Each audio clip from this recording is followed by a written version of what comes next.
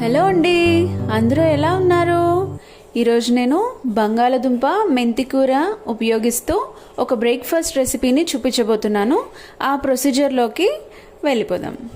ముందుగా ఒక బంగాళదుంప తీసుకున్నాను. పెద్ద సైజ్ బంగాళదుంపని ఉడికిచ్చి పక్కన పెట్టుకున్నాను.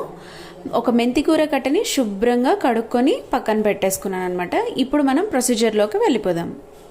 ముందుగా ఉడికించుకున్న బంగాళదుంపని మెత్తగా మ్యాష్ చేసుకోవాలన్నమాట.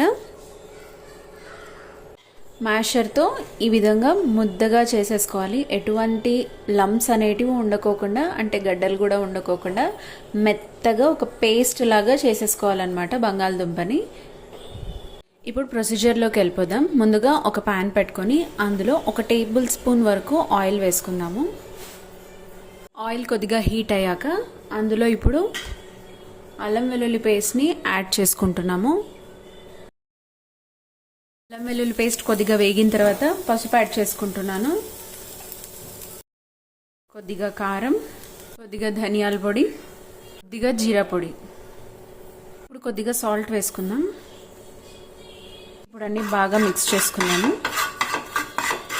ఇప్పుడు ఇది కొద్దిగా వేగింది కదా, ఇందులో మనం ముందుగా ఉడికించి మ్యాష్ చేసి పెట్టుకున్న పొటాటోని యాడ్ చేసుకుంటున్నాం.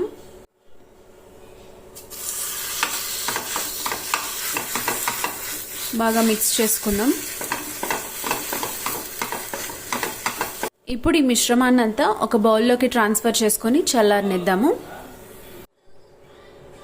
ఇప్పుడు ఇందులోకి కట్ చేసుకున్న మెంతికూరను వేసుకుంటున్నాను. ఇప్పుడు ఇందులోనే కొద్దిగా గోధుమ పిండిని వేసుకొని మెత్తగా తడుపుకోవాలి. గోధుమ పిండి చపాతీ పిండిలాగా తడుపుకోవాలి.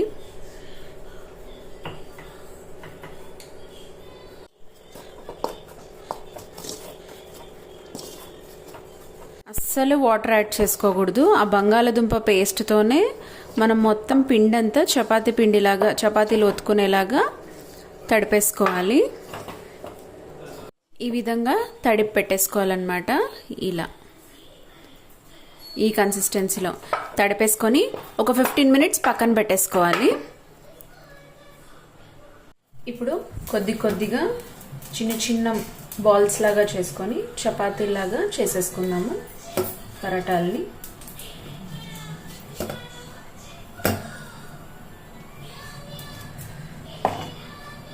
కొద్దిగా పొడిపిండి వేసుకొని చపాతీలాగా చేసేసుకుందాము.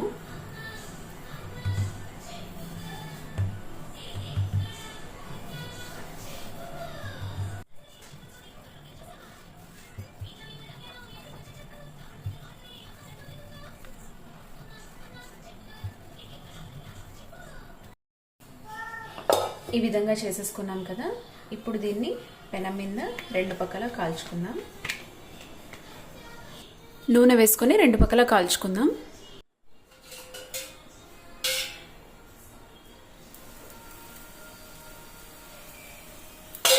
ఈ విధంగా 2 పక్కల కాల్చుకోవాలి.